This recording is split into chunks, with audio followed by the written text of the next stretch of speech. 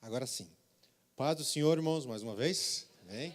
Pedir a ajuda dos irmãos. É possível descer o púlpito aqui? Os irmãos estão de pé. Só um pouquinho, que eu gosto de ficar um pouco mais perto dos irmãos na hora do ensino. Me sinto mais à vontade para a gente conversar sobre a palavra de Deus. Foi nos pedido hoje que nos ministrássemos sobre a lição de domingo que vem da escola dominical, tendo em vista não haver escola dominical pelos trabalhos de batismo. Então, hoje nós falaremos sobre a lição número 9 da revista, que trata sobre o livro de Daniel. Tudo bem, irmãos? Amém? Então, vai ser um pouquinho diferente hoje, porque o livro de Daniel tem um estudo sistemático e a gente gostaria de seguir com os irmãos. Grandes lições Deus tem para nós através desse grande servo que foi revelado, tá? Vamos pegar então.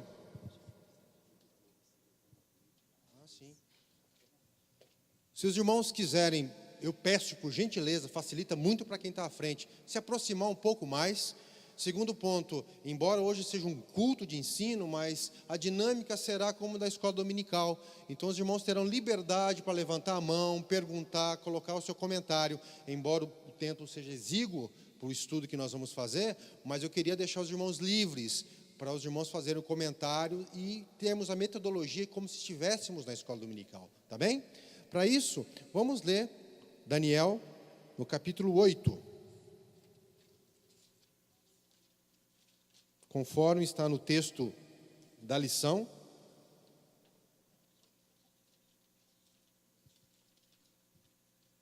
O nome da lição é o prenúncio do fim. Daniel capítulo 8, primeiramente do versículo 1, diz assim: No terceiro ano do reinado do rei Belsazar, apareceu-me uma visão a mim, Daniel, depois daquela que me apareceu no princípio. Pulando para o versículo 3.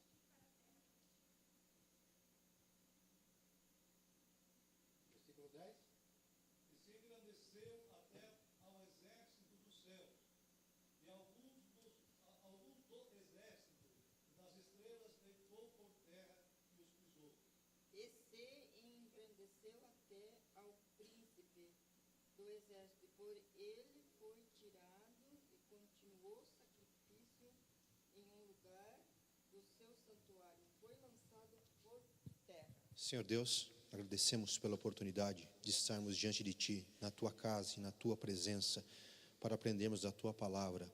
abre nosso entendimento, fala conosco, precisamos ouvir a Tua voz. Nós somos sustentados e mantidos pela Tua palavra, precisamos de Ti, te pedimos em nome de Jesus, amém. Podeis tomar os vossos assentos. Um capítulo extremamente importante para nós, o capítulo 8 de Daniel. E o capítulo 8 de Daniel é uma continuação do capítulo 7.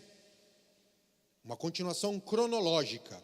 O capítulo 7 foi estudado na aula passada. Quantos irmãos estiveram na escola dominical, domingo passado?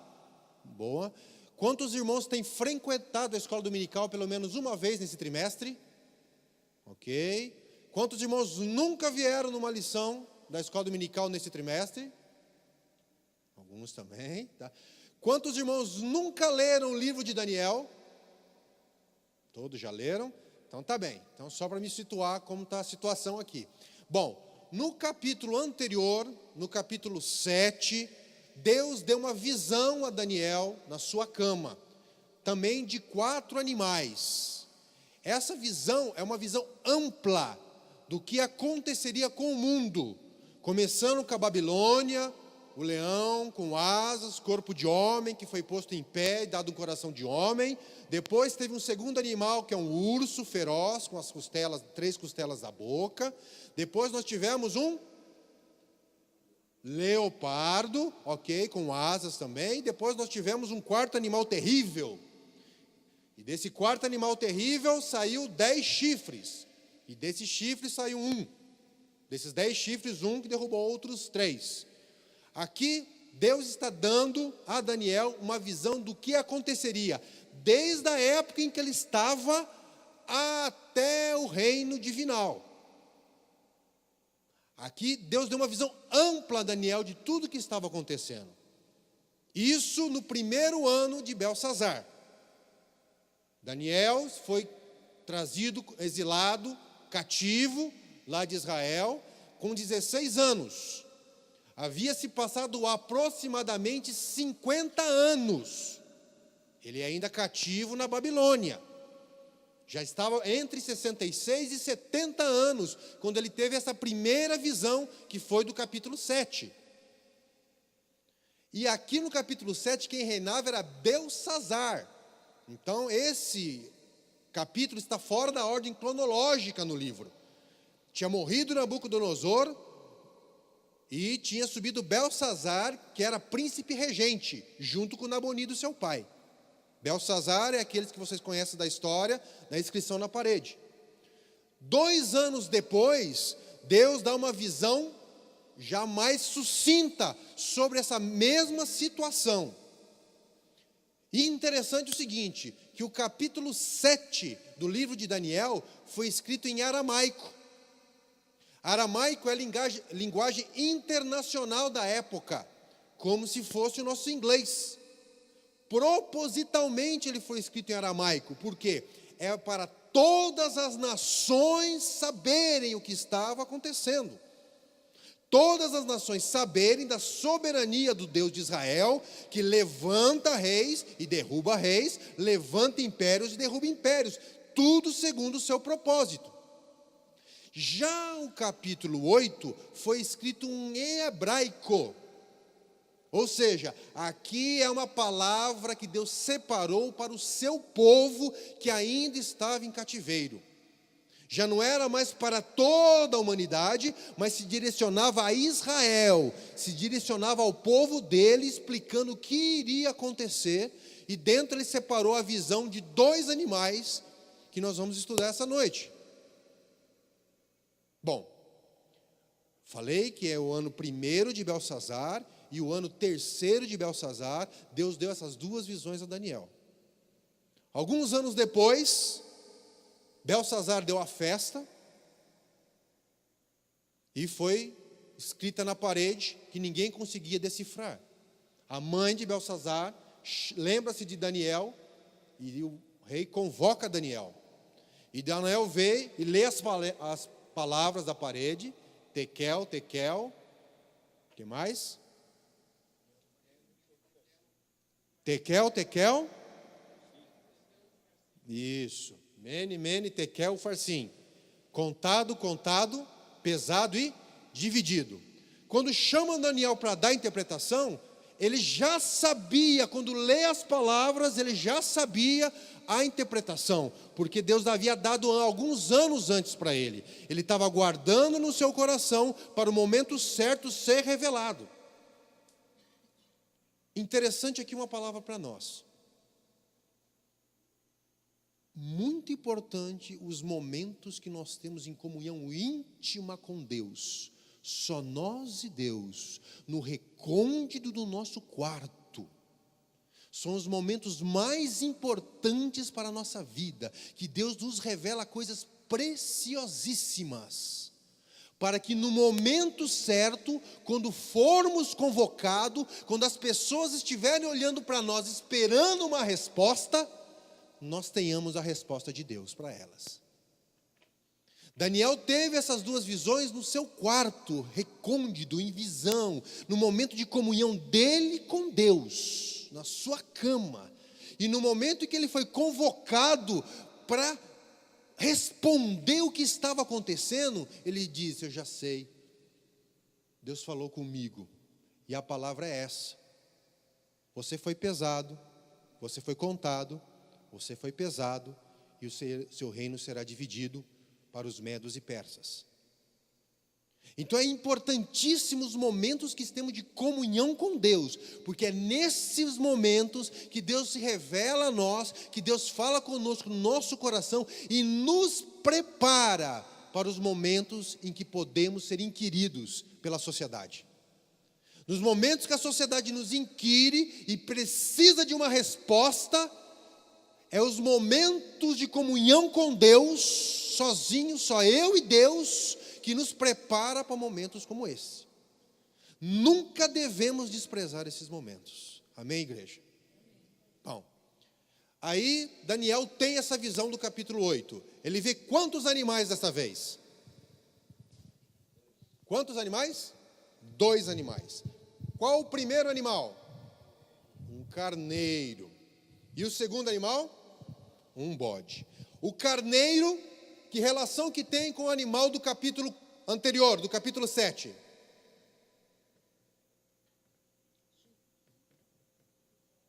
Ele tem relação com o urso.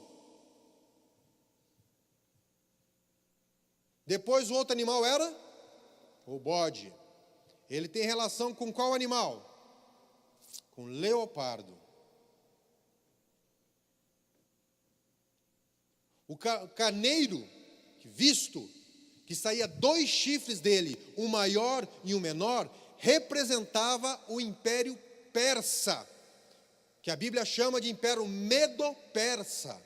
O Império Medo-Persa era formado realmente por 2 povos, o povo Medo e o povo Persa. E um grande rei que unificou essas 2 nações chama-se Ciro, o Grande. Esse rei, que tinha linhagem meda, mas que assumiu o trono da Pérsia, ele consegue assimilar o povo medo, mas em respeito à sua linhagem, em respeito à capacidade administrativa e intelectual do povo medo, ele não cria apenas um império, ele cria o império Medo-Persa, que mais para frente a história vai chamar de Império Aquemênida. Esse império foi grande, ele surgiu por volta do ano 550, com a queda da Babilônia, ele que dominou a Babilônia, e foi até o ano 330 a.C., ou seja, em torno de 220 anos esse império dominou. E Ciro, que foi o primeiro imperador do Império Persa, esse mesmo Ciro foi aquele profetizado por Isaías 250 anos antes, que Deus levantaria um libertador para o povo dele e convocaria Ciro, inclusive dá um nome. E esse Ciro, imperador da época, domina a Babilônia, e surge o carneiro, o Império Medo-Persa. Pois bem, o Império Medo-Persa é os 2 chifres do carneiro. Nessa época acontecem coisas importantíssimas para Israel. Quando o Império Medo-Persa surge, a política do Império Medo-Persa era de tolerância religiosa e de devolver aos povos de origem, às terras de origem, os povos cativos. E 3 anos após o Império Medo-Persa assumir, o carneiro com os 2 chifres surgir, sai um edito permitindo o retorno do povo de Israel a Jerusalém, o edito de Ciro. Então o povo de Israel estava cativo. Estando cativo o povo de Israel, cumpre-se os 70 anos de cativeiro preditos pelo profeta Jeremias, e surge o edito para que retornem a Jerusalém.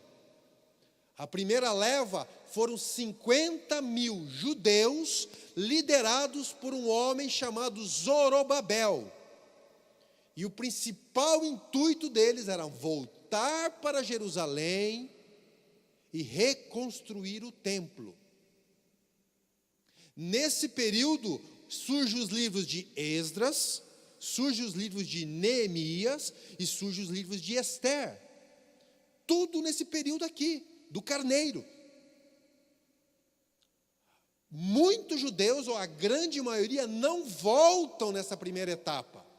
A primeira etapa sai Zorobabel com 50.000 homens, 50.000 judeus voltam, e fica uma parte em Babilônia. Depois existe uma segunda leva, onde vai Esdras acompanhando e levando recursos para a construção do templo. Começa a entender o que está acontecendo. Quando chegam em Israel, Jerusalém está ocupada por outros povos. E lá eles sofrem enorme resistência de outros povos. E esses outros povos são os samaritanos. São povos que vêm quando Israel é deportado, são povos que ocupam a região da Palestina, e eles começam a seguir princípios do judaísmo, porém com uma forma diferenciada, constrói o seu próprio templo e seu próprio santuário, e são chamados de samaritanos. Quando chegam os judeus e querem reocupar a terra, há atrito. O atrito que vemos no livro de Esdras e Neemias, que os povos da terra não querem que Israel reconstrua os muros, é por causa disso. E a briga foi ferrenha, tão ferrenha que essa briga chegou à época de Cristo, em que um judeu não podia conversar com um samaritano. Foi dessa época. Pois bem, Israel volta para Jerusalém. Uma parte do povo ainda fica na Babilônia. Para quê? Financiar quem estava lá. E outros porque se deram bem na Babilônia. E ficam lá, não volta todo mundo. Porém, enquanto isso acontece na história de Israel, outra história se desenrola. O Império Persa, ele domina todo mundo conhecido à época. Porém, ele é barrado pelas cidades e estados da Grécia. Neste mesmo tempo, surge na Grécia uma personagem chamado Filipe II. E esse personagem, um rei muito inteligente, um estadista, ele une as cidades e estados da Grécia, que cada uma era autônoma e independente da outra. E ele fala assim: se nós ficarmos assim, nós vamos ser dominados pela Pérsia. Não dá para ficar assim. E ele, com muita astúcia e inteligência, consegue reorganizar as cidades e estados num único estado, os helenos, que são os gregos. E quando surge, eles conseguem unir os gregos se tornam uma potência militar. E quem é essa potência militar? O bode. Então perceba o que Deus está falando. Olha, vai ter o Império Medo-Persa, esse Império Medo-Persa virá, porém depois dele surgirá um outro império. Esse império terá um bode, e esse bode terá um chifre grande. Esse chifre terá um chifre grande. Esse chifre grande, nada mais, nada menos é que Alexandre o Grande. Percebam, meus irmãos, que Daniel estava tendo essa visão muito tempos antes. Olha os detalhes da visão que Deus deu a ele, os detalhes da profecia, da história que você encontra em qualquer livro de história. Olha a soberania de Deus guiando a história do seu povo e guiando a história do mundo. Pois muito bem, esse bode, a Bíblia fala que ele vem sobre o carneiro, vem sobre ele e o carneiro não pode resisti-lo. Alexandre Grande foi um dos maiores generais que já existiram, um dos maiores estrategistas que já existiram, era de cultura grega, filho de Filipe II, ele organiza o seu exército e mina as forças da Pérsia. A Pérsia é derrotada na batalha de Carquemes. Não é a batalha de Carquemes. Deixa eu pegar aqui que eu...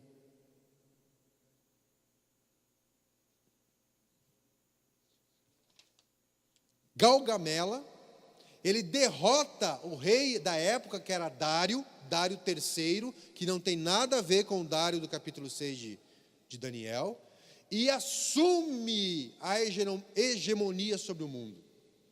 O bode, ele assume a hegemonia. Alexandre, ele consolida o império persa ao império grego. E aqui, no auge da sua energia, Alexandre o Grande morre de uma doença. Alguns falam que foi por seu alcoolismo, outros falam que foi sífilis, não interessa. Interessa que com 33 anos, Alexandre o Grande morre. Quem é Alexandre o Grande na passagem do capítulo 8 de Daniel? O chifre que é quebrado em seu pleno vigor. E desses chifres saem quantos outros? Quantos? Não. 4 chifres. Ok? Capítulo 7, nós temos uma besta que sai 10 chifres, é uma coisa. Capítulo 8, nós temos do animal, do bode, um chifre grande, grandioso, que é quebrado no auge da sua força, e dele surgem 4 chifres. Esses 4 chifres são os 4 generais que assumiram a Grécia após a morte de Alexandre. Eles matam a família de Alexandre, matam o filho pequeno dele, que seria herdeiro do trono, e assumem, dividem o império de Alexandre em 4. O império Ptolomeu, que domina o Egito, o império Seleucida, que domina a Síria e a Palestina, Antípater, que assume a Macedônia, e Lisímaco, que assume a Trácia e a Ásia Menor. É dividido em 4. Do jeitinho que Deus revelou a Daniel, a história foi se confirmando. Porém, de um dos chifres, saiu um chifre pequeno. E esse chifre pequeno é que causa grandes problemas na interpretação bíblica. Quem é esse chifre pequeno? E que sentido que ele tem para o povo de Israel e que sentido ele teria para nós? Como eu disse, o estudo é um pouco sistemático. Vejam que no capítulo 7, há 10 chifres. Nesses 10 chifres, um chifre pequeno, que falava grandiosamente, sai da besta com 3 chifres. E aqui, mais uma vez, nós temos um chifre pequeno saindo de um dos chifres que sobraram daqueles 4. Bom, aqui nós temos, na interpretação bíblica, na nossa teologia, a figura de Antíoco Epifânio. Esse Antíoco Epifânio pensa num cara ruim. Pensa num cara ruim. E o que está acontecendo com o Império de Israel, com o reino de Israel nessa época?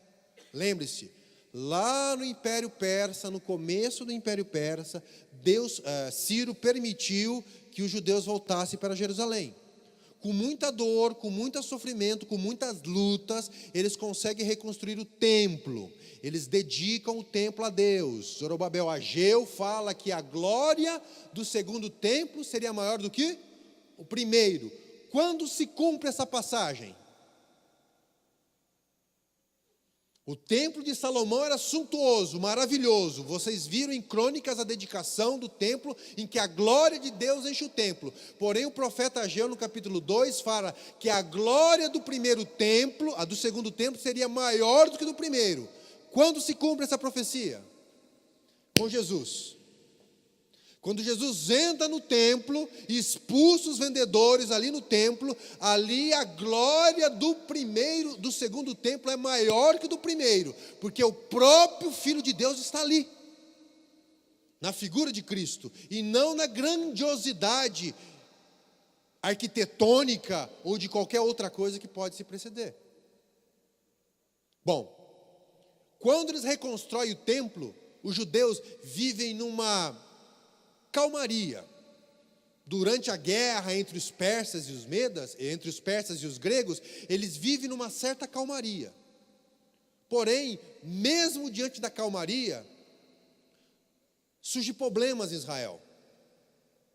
Esses problemas em Israel se diz o egoísmo, o orgulho do povo, que se recusa a voltar com seu coração total para Deus. E neste momento, existe os profetas Malaquias, que diz a sua última profecia, e começa-se um período de 400 anos, em que Deus não fala mais. Porém, a história se desenrola. Nesse período, por volta do ano 167, surge esse chifre pequeno. E esse Antíoco Epifânio, ele decide helenizar os judeus, tornar os judeus como gregos, e para isso ele decide extirpar o judaísmo do meio do povo. Ele proíbe o sacrifício, ele proíbe a circuncisão, ele proíbe a leitura da Torá e dos profetas, ele queima os livros da lei, e faz uma tremenda perseguição a qualquer um que se opusesse contra ele. Ele invade o templo, ele coloca a estátua de Zeus, um deus grego, no templo, e sacrifica um porco no templo.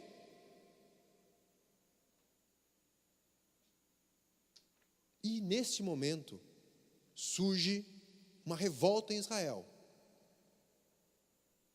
liderada por Matatias, os macabeus. Os macabeus, liderados por Matatias, eles criam uma revolta. Matatias morre no primeiro ano da revolta, e surge o filho dele, Judas, macabeus. Judas, ele através de técnicas de guerrilha, ele consegue vencer os exércitos de Antíoco Epifânio, e estabelece em Israel uma dinastia chamada de Hasmoneus. E essa dinastia, ela dura em Israel até o ano 63 antes de Cristo, em que ela é subjugada pelo Império Romano. E o Império Romano é o quarto animal do capítulo 7. Essa é a história que é narrada em todo o capítulo 8 de Daniel, em que Deus, ele pega e descreve para Daniel, para falar para o seu povo, aquilo que estava acontecendo. Quando a lição fala sobre o tempo do fim, neste contexto que estamos falando aqui, se diz o tempo do fim do período em que Deus julgaria as iniquidades do povo de Israel. Há uma expressão na lição dos 2.300 dias da cessação do sacrifício. Outro tema polêmico, que é dado também no livro de Daniel.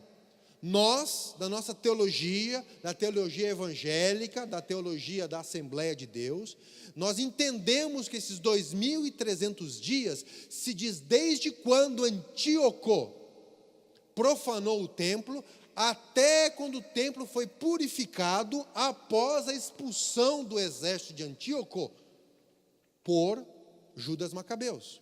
Aí fechou os 2.300 dias. Esses 2.300 dias, voltou novamente o sacrifício a ser feito diariamente no templo. Pois muito bem. O que está falando nesse capítulo 8 é algo referente aos judeus. Porém, traz para nós lições do que ocorre na nossa vida. E traz para nós lições do que ocorre na vida da igreja. Tudo isso que eu falei é história. É história dita por Daniel e história comprovada nos fatos que aconteceram posteriormente. O que significa isso para nós? Significa da seguinte forma: Deus, quando levanta o povo dele, tem um propósito. O propósito do povo de Israel era trazer o Messias à história da humanidade. Deus levanta um povo lá em Abraão, quando ele chama Abraão, e fala que em Abraão seriam benditas todas as famílias da terra. E que na linhagem de Abraão viria a promessa de Gênesis 3, de que do ventre da mulher sairia um que esmagaria a cabeça da serpente. A função do povo de Israel era trazer o Messias dentro da história humana. Porém, o povo de Israel se engrandeceu em si mesmo e não entendeu esse propósito. Ele achava que ele, como povo de Israel, ele que dominaria o mundo. Ele, como Israel, como povo, que dominaria as nações. Que o Messias viria para ele simplesmente para colocar o jugo israelita sobre todas as outras nações. Israel, ele se orgulha, ele se incha sobre si mesmo, como o povo que receberia os oráculos de Deus, e o resto era resto. E ele esqueceu que na descendência de Abraão, todas as nações da terra seriam benditas. E esse processo que passa Israel, de ir para o exílio babilônico, ficar um tempo lá, voltar para Israel, e mesmo estando em Jerusalém, sofrer ataques, primeiro dos povos ali, segundo depois de Antíoco Epifânio, de ter que lutar, de ter que sofrer, um processo de tratativa de Deus para com Israel. Por quê? Porque Israel esqueceu do seu propósito para o que foi criado. E o propósito de Israel era trazer o Messias à história humana. E a lição que Deus nos dá nesse contexto histórico do que acontece é o seguinte: para a glória de Deus se manifestar em nós, para a glória de Deus se manifestar na igreja, nós temos que nos esvaziar de nós mesmos. Nós precisamos nos esvaziar de nós mesmos. Apenas quando Israel se esvaziou, que se humilhou, que estava sob jugo romano, foi no momento exato que o Messias aparece, lá em Nazaré. Nascido em Belém, uma manjedoura. João Batista, quando foi confrontado que Jesus fazia mais discípulos que ele, o que João Batista disse? Importa que ele e eu diminua. Para a glória de Deus se manifestar em nós, para a glória de Deus se manifestar na igreja, nós temos que nos esvaziar de nós. Nós temos que nos esvaziar do nosso orgulho, nós temos que nos esvaziar da nossa soberba, nós temos que nos esvaziar das nossas ideias, dos nossos conceitos, dos nossos preconceitos, das nossas atitudes em relação ao nosso semelhante, das nossas atitudes em relação aos nossos pais, nossas atitudes em relação à nossa família, à nossa esposa, esposo. Nós temos que esvaziar do nosso orgulho. Nós temos que, como Cristo fala, nos negar a nós mesmos e deixar que o Espírito Santo atue em nós. Porque do contrário, Deus vai nos tratar. Isso não é medo, mas é um pai que nos ama, que disciplina os filhos que ama. E Deus quer que nós percorramos o caminho certo e cumpramos a nossa missão na história. Deus não quer que a igreja se feche em si mesma, esperando o fim das coisas. Ele quer que a igreja cumpra a missão pela qual foi enviada. Israel tinha a missão de trazer à história humana o Messias. A igreja tem a missão de levar o Messias às nações. Israel tem a missão de, no momento certo, proporcionar a possibilidade de uma criança nascer, essa criança que foi prometida lá no Éden, que é o Filho de Deus que veio ao mundo. Ou seja, Israel traz a história humana. Cristo é um fato histórico, é um momento histórico, ele nasce, ele vive entre nós. E Israel foi formado, foi chamado lá em Abraão para isso.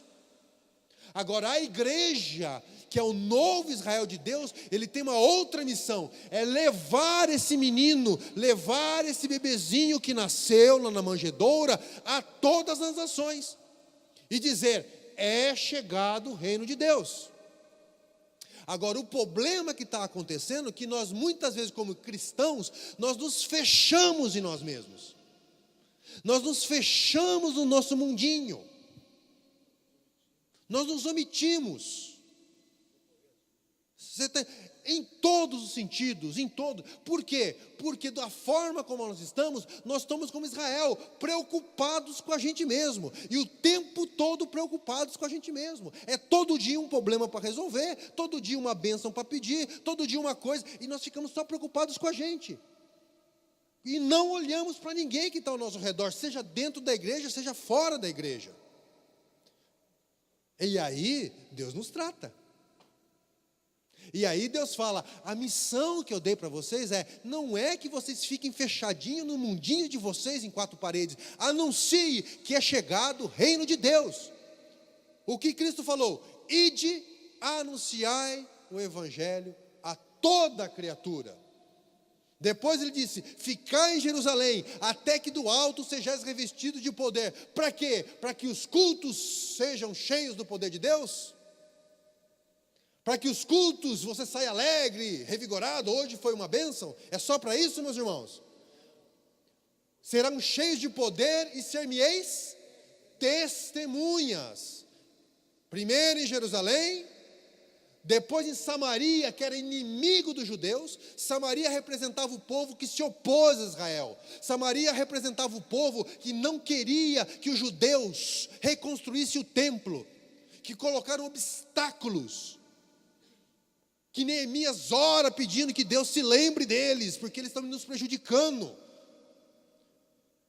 Samaritanos são os inimigos do povo de Israel, que não queria que o povo de Israel voltasse, se estabelecesse. Mas Jesus fala, anunciar em Jerusalém e depois em Samaria. Hoje muitas pessoas se levantam contra a igreja. Muitas pessoas. Existem movimentos liberalistas, movimentos sociais que falam contra a igreja. Eu estou terminando, meus irmãos. Que falam contra a igreja. Que dizem que nós somos um bando de retrógrados, ignorantes, antiquados. E qual que a igreja tem que fazer? Bater de frente com eles? Não, anunciar o evangelho em Samaria. As pessoas que nos odeiam, as pessoas que vão contra nós, as pessoas que não querem que a igreja prospere, nós anunciamos o evangelho de Cristo. E qual que é o evangelho de Cristo? Deus amou o mundo de tal maneira que mandou seu Filho. É com amor que nós tratamos essas pessoas. É com amor que nós vamos a Samaria. Não é com ódio, não é com batendo de frente, não é com bancadas políticas, um contra o outro na TV, se degladiando. Evangélico contra homossexual. Evangélico contra isso, contra aquilo. Não é isso. É levar a palavra de Deus. E quem é que faz o convencimento do homem? O Espírito Santo. Convence o homem do pecado, da justiça e dos juízos. Não são argumentos filosóficos. Não é bater de frente. A igreja vive em muitos lugares nessa caçada, busca por prosperidade, por bênçãos e tal. Mas a missão da igreja, Deus abençoa, Deus sustenta você, meu irmão. Deus vai sustentar você em todas as suas necessidades. Deus sustenta você. Em todos os períodos da sua vida, Deus sustenta, vai te dar o sustento, vai suprir as suas necessidades em Cristo Jesus. Ele vai te garantir. Mas o que Ele quer é que nós acordemos do ostracismo e cumpramos a chamada que Ele nos deu. E tomara que não seja necessário se levantar um Antíoco Epifânio para nos fazer acordar.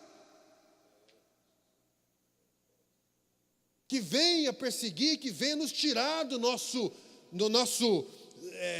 zona de conforto e venha falar: eu criei vocês, eu chamei vocês por um propósito, eu chamei vocês por um motivo. Cuidado, vocês estão saindo fora. É nosso propósito, nós somos chamados, nós pertencemos a Deus e fomos chamados para ser luz às nações, luz e sal, iluminar o mundo que está em trevas. Quando a pessoa que está no escuro, que enxerga a luz, o que ela faz? Ela tampa os olhos, ela tenta evitar, porque ela ficou tanto tempo na escuridão que ela não suporta a luz. Porém, se a luz permanece ali, com o tempo os olhos vão voltando, e ele começa a enxergar o seu caminho e vê: opa, eu estou no caminho errado. Nós temos que entender e amar quem está lá e entender o nosso propósito, para que não caiamos no mesmo problema de Israel. Esse chifre pequeno, Antíoco Epifânio, já se cumpriu essa escritura, embora ele tipifique também o anticristo.